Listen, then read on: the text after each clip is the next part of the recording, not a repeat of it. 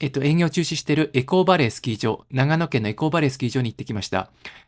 冬にここちょっとだけ撮影したんですけども、この上の方まで来てなかったので、完全に下から上まで通して歩いてみました。はい、本当にバックカントリーでここ滑れますね、と思いました。はい。で、営業再開のための準備している様子は全くないですね。もう、リフトとか腐っちゃってて、まあ、おそらく今年も営業再開はないでしょうね。はい。これはリフトの、オペレーション室の中ですね。ほんと時間が止まったような感じになってました。不思議なのは、カレンダーが2021年1、2、3月のカレンダーがありました。この時からもう営業中止してましたよね。はい。これ大門街道、白樺湖の方からエコバレーに降りていく道ですね。はい、ここ冬はすごい滑るので気をつけてください。自分ここでスピンしました。ここでスピンしました。あと、この先のカーブで雪山に突っ込んでる車も見ました。ここよく滑ってる車いるので、本当ここ気をつけてください。危ないですね。はい。これ、国道152号からエコーバレーの方に左折して入っていきます。ここから、姫木平の別荘地の中を抜けてきます。はい。ここの姫木平の別荘地。まあ、場所が悪いですよね。いかんせん、その、茅野の市街地からこう遠くて、山越えしてここを来ないといけないですからね。で、あとこれ谷までちょっと湿気が多いんじゃないかなっていう感じがしますね。今はもう、昔は別荘ブームの頃は高かったんでしょうけど、今はその何ですか、三井とか三菱のあっちの、あと立科ビレッジですかね。もっと条件いいところが安く出てるので、ここに買うメリットはないですよね。まあ、買っちゃった人はしょうがないと思うんですけども。はい。まあ、こんな感じで、まあ、一応管理はされてるみたいな感じがしますね。で、だんだんスキー場に近づくに従って、まあ、そのスキー場の、レンタルスキーとか、ああいうのはもう廃墟になってますね。はい。こうやって別荘地の中見ていくと、空いてる区画がありますよね。だいたい1区画の大きさっていうのはまあ見てわかるので、これ見ていくと、空いてる区画がいっぱいありますよね。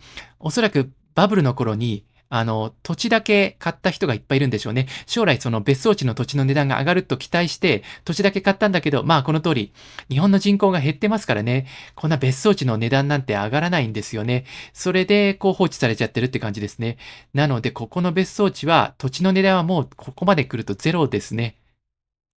はい。登ってきました。これで、エコーバレースキー場の正面入り口ですね。正面っていうか下ですね。下と中間と2箇所あって、これ下の方の、まあ、メインの入り口ですね。はい、こんな感じで、もう廃墟ですね。スキー場関係のところはもう、廃墟ですね。でも一応建前としては、エコーバレースキー場、休止なんですよね。一応将来再開するっていう建前なのかもしれないんですけど、まあ、この状況を見ると、全く準備してないですからね。これはもう廃止ですよね。だったらもう、この辺とか全部解体した方がいいのかなって思うんですけどもね。でもなかなかいろんな問題があってできないんですかね。はい。もうこの通り完全に、まあ、今、秋ですからね。まあ、閉まってんのは当たり前ですけども、まあ、今年も開かないでしょうね。でもこのまま放置するのは本当もったいないですよね。スキー場のゲレンデは全然今、この後お見せするように滑れますからね。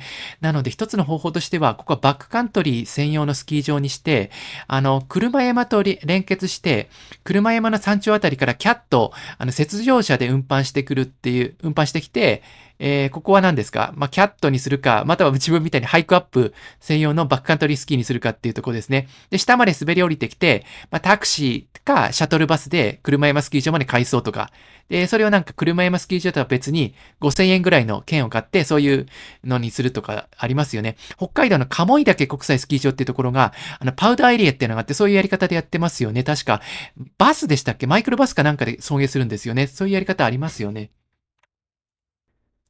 はい。この後、スキー場の中の方もちょっと入ってみました。まあ、こんな感じで、ゲレンデ自体はまあ別に滑れそうですね。まだ木が生い茂ってるとかそういう段階ではないので、全然滑れると思いますね。ただリフトとかがもう全くメンテナンスされてないので、まあどうなんでしょうね。これ、まあ今の時点からメンテナンスはもう無理でしょうね。もっと前からやっとかないといけないので、まあ今年は動かないでしょうね。とても残念ですよね。これだけ大きくて、えっと、全然まだ滑れますからね。なので、北海道みたいにキャット、雪上車とかでやるとか、なんか方法ありますよね。はい、これで中間のとこに上がってきました。今のが下の駐車場で、これが中間の駐車場ですね。中間にももう一個駐車場があって、ここから、入ってきます。はい。これが中間の駐車場ですね。ここは大きいですね。キャパシティすごい大きいです。で、今はこの林業関係ですかね。木の伐採やってるみたいですね。で、この、さっき後でお見せしますけども、伝承山の方も、かなり木の伐採やってますね。あとこの奥もやってるみたいですね。で、ここは、これはエコーバレースキー場の、中間のレンタルスキーっていうか、レストハウスですよね。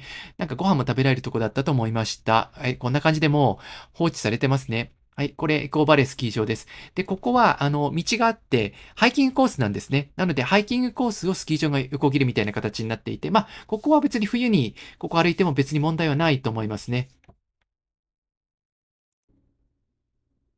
これ一般的な登山の注意ですね。遭難しないでくださいっていうのと、あと木の伐採で、ご迷惑をおかけしますみたいな感じの看板があります。はい。こんな感じで、入れるようになってます。ここはハイキングコースなので、入って OK ですね。これ、閉めてるのは車が入るなって意味だと思いますね。ハイキングコースとしてここ通って OK です。エコーバレースキー場が、ハイキングコースと被ってるって感じですね。なので、冬もここ入るのは全然 OK だと思います。で、はい。ここまでは冬に1回来てますね。ここの辺だとちょっと下の方なんで雪が少ないんですよね。なので、なかなか2月3月ドカンと降った後だと滑れるかもしれないんですけども、ここはいつも、スノーマシンで雪撒いてますからね。なので、バックカントリーするとしたらもうちょっと上まで上がった方がいいかもしれないですね。なので、場合によってはつぼ足、スキーにシールでもいけるかもしれないですけども、はい。こんな感じで、障害物とかは何もないので、別に木が茂ってるわけではないので、全然滑れそうですね、冬とかも。はい。この辺は、真冬にも1回行ってますので、この後真冬のシーンをお見せします。はい。これが真冬ですね。全く同じ場所ですね。真正面の赤い鉄塔が見えますよね。はい。こんな感じで、ちょっと雪が少ないかなって感じですね。はい。さっきの、真冬のシーンは3月29日ですね。前のシーズンの3月29日であの状態なので、このエリアとしては一番雪が積もってなきゃいけない時であの状態なので、ちょっと、この辺はスノーマシンなしでは滑れないですね。はい。これは上部と下部をつなぐ連絡コースの方に上がってきます。はい。はい。これが、連絡コースですね。下から上がってきて、これが、第1ペアリフトから、この上が第2トリプルペアリフトですね。トリプルペアじゃない。第2、トリプルリフト。ちょっと珍しいですよね。トリプルリフトがあったんですね。ハイスピードじゃなくて、遅いやつですけども、ここでペアリフト降りて、ここからトリプルリフトに乗り継いだんですね。ここ連絡コースなんで、輸送能力を上げたかったんですかね。はい。こんな感じで、そのまんまのが残ってますね。カレンダーは2021年の1月、2月、3月なんですね。ちょっと不思議ですよね。この時はやってなかったですからね。なので、一応なんか努力をしたってことなんですかね。メンテナンスしようとしたんですかね。これが、第2トリプルリフトですかね。だんだんこれ上がってきました。上部の方に近いところに来ました。こんな感じで広いですよね、上の方。ほんと人が誰もいないって感じですね。なんか人のいないパラレルワールドに迷い込んだみたいな感じですよね。この時期車山の方とか日光キスゲですごいですよね。あっち駐車場すごい混んじゃって。こっちほんと人がいないですよね。尾根沿いの登山道は人がいるんですけど、一応ここ入っちゃいけないことになってるんで、誰も人がいないですよね。すごい不思議な空間って感じですね。で、こんなに広くて、このまま放置されてるのもったいないですよね。なんか使えばいいのになって思いますよね。ここレストランハイチですかね。ここ来ましたね。6年前とかに普通にここに来て、確かあれ、ここは休憩所になってたんですかね。レストランはもうなくて、単に無料の休憩所になってたんですね。ここで休んだ覚えがありますね。はい、この上もすごい広いですよね。扇形になってるんですよね。上の方に行くに従って広くなっていて、これはもったいないですね。はい。こんな感じで、山頂まで歩いてきます。この辺は緩斜面ですね。パウダー積もったら、ちょっとシャドウが足りないかなって感じるかもしれないですね。なので、パウダーがすごい気持ちいいのは、上の辺ですね。山頂に近いところ、あそこはめちゃめちゃ気持ちいいんじゃないかなと思いました。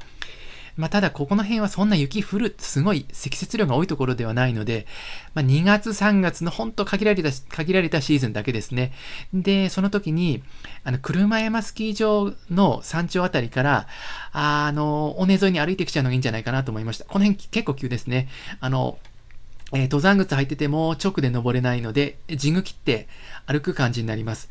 ここは、気持ちいいでしょうね。雪が積もったら。ただ、雪崩とかもあり得るシャドウかもしれないですね。ちょっと危ないかもしれないですね。YouTube の古い動画とか見てると、このクワッドリフトで上がってきて、ここから左の方に行って、電定山のバックカントリーに行ってる人もいますよね。ちょっとここから電定山まで行くのは大変なんじゃないかなと思いました。結構距離ありますからね。シールつけて歩けば全然行けるんですけど、その方アルペンスキーかなんかで行ってましたからね。結構大変ですね。はい。これはクワッドリフトの終点ですね。はい。この通りもう錆びちゃってますよね。これ、今シーズン運行するとは思えないですね。今シーズンもやらないでしょう。もうやらないですね。これ、撤去しなきゃいけないんでしょうね。多分その辺の費用とかあるので、休止って言ってるんでしょうけど、やらないでしょうね。はい、もったいないですよね。はい、この後、この辺のバックカントリーできそうなところを地図で説明します。なんかここからまっすぐ行っちゃって、伝承山の方にバックカントリー行ってる人もいましたね。でも、結構難しい感じがしました。これ普通に行くと左側の密林、ジャングルのとこ行っちゃうんですよね。はい、今日の、歩いたコースと、どこでバックカントリーできるかっていう、説明します。車止めたのはここですね。ここ止めて、ツインワンスキー場の中を歩いて、こう上がってきた感じですね。はい。で、今見せてるのがちょうどこの辺ですかね。スキー場の上の方。で、この後、尾根沿いの、えっと、ハイキングコースですかね。登山道を歩いて、で、ここ、伝承山っていうとこから、一応伝承山の、ここですね、伝承山の山頂行って、これ全部、登山のコースで、帰りました。この、何ですかね、登山のコース外のバックカントリーのところ歩いちゃおうかなと思ったんですが、藪なんですよね。ブッシュの藪こぎでちょっと辛いので、結局、歩いたのこれ全部、登山道ですね。登山道と道路歩いてきました。で、ご存知の方もいるかと思うんですけども、伝承山のバックカントリーっていうのは、おそらくこの辺ですね。この辺滑るんですね。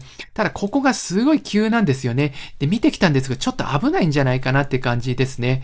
で、あとはこの辺とか滑れそうなんですけども、今ここが木の伐採をやっていて、すごい切り株とかあるんですよね。で、この辺雪が多くないので、多分スキー板傷つけそうなので、伝承山のバックカントリーはお勧めできないですね。いいかどうかわかんないですけど、ここをやっぱ滑るのが一番いいんじゃないかなと思いました。この下の方は雪不足ですね。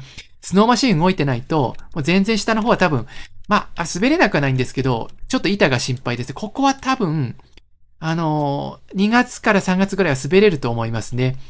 で、ここに車止めて、こうやって上がってきちゃってもいいですけども、ちょっとここに車止めるの目立つっていう時は、車山スキー場からこっちから歩いてきて、入ってこれんじゃないかなと思いました。で、見たところ、この辺がちょっと急なんですよね。登山靴ならいけるんですけど、で、ここの辺は緩いので、こういう感じで降りちゃえば、滑れると思いますね。で、ハイクアップして、また、車山スキー場に戻っていくとか。いいかどうかわかんないですけど、ここが一番コンディションいいと思いましたね。こっちの伝承山のバックカントリーっていうのは、ちょっとコンディション厳しいんじゃないかなと思いました。はい。ということで、エコーバレーの頂上から、伝承山の方に歩いてきました。この通り、車山とか霧ヶ峰のエリアなので、眺望が素晴らしいですよね。森林限界の上なので、木がないのですごく、このパーッと抜けた景色がすごいですよね。ここ歩いてるだけで本当気持ちいいって感じですね。冬は、車山からここまで、歩いて来れると思いますね。でも結構遠いかな。見てみると遠いですね。車山の山頂のあれ見えますよね。でも山頂まで行かなくて、途中から来れますからね。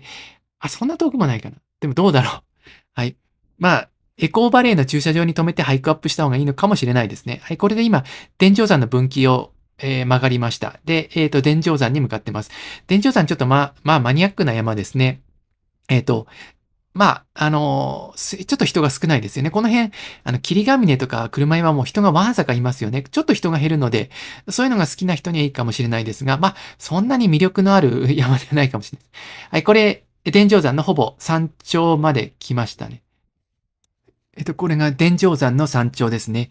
で、この伝承山の山頂の東側が、バックカントリーで滑れるってことになってるみたいなんですが、ちょっと急でした。この後お見せしますけど、ほんと崖みたいになっていて、ちょっと滑れないかなっていう感じがします。なので、ちょっと南の方に巻いてぐるっと、トラバースしていくっていうのはできるのかもしれないです。冬にどうですかね、コンディションいい時、来てみようかなと思いますけども、本音で言っちゃうと先ほど言ったように、エコーバレーの上のところ滑れば十分なんじゃないかなって思いますね。あっちの方が安全ですからね。こんな、危険なとこないですからね。で、滑ってハイクアップして、滑ってハイクアップしてってやれば十分なんじゃないかなと思いました。はい、こんな感じですね。下の方に見えるのがエコーバレーの下と白樺湖方面ですかね。はい。で、これも戻ってきて、はい、これで伝承山の、ハイキングコースに戻ります。なぜか封鎖してあって、なぜなんだろうなと思ったんですが、わかりました。明日まで行ってみたら、あれですね、木の伐採やってるんですね。今日はやってなかったんですけども、なので木の伐採やってる時は危ないから人入ってこないでほしいってことで、封鎖してるみたいですね。なんかその崖崩れとかそういうのではないですね。で、この辺も滑れなくはないのかもしれないんですけども、下の方が木の伐採で切り株とかすごいあるんですよね。なので、こっちの電定山おすすめじゃないですね。と思いました。一応試しに来たんですけど、冬にここに滑りに来ることはないかなと思います。はい。どちらかっていうと、この上の、スノーシューとかで、この尾根沿いに、登山道を歩くのが気持ちいいかもしれないですね。スノーシューでもシールつけてもいいと思うんですけども、この辺はそんなに急斜面滑るっていうところは、あんまりないですよね。はい。これずっと歩いていくと、下の方に向かって、だんだん木の伐採が増えてきますね。で、木の伐採して、そこにすぐに植林しちゃうんですよね。なので、植林しちゃったところはもう完全なジャングルみたいに戻ってきちゃってますね。そういう感じですね。はい、こんな感じで夏は登山、冬はバックカントリーのスキー、バックカントリーの動画出してます。はい、チャンネル登録とグッドお願いします。今年の冬は、バックカントリーメインで、動画出そうと思ってます。スキー場よりはバックカントリーで行こうと思ってます。はい。こんな感じで、ここは、もう、あれですね。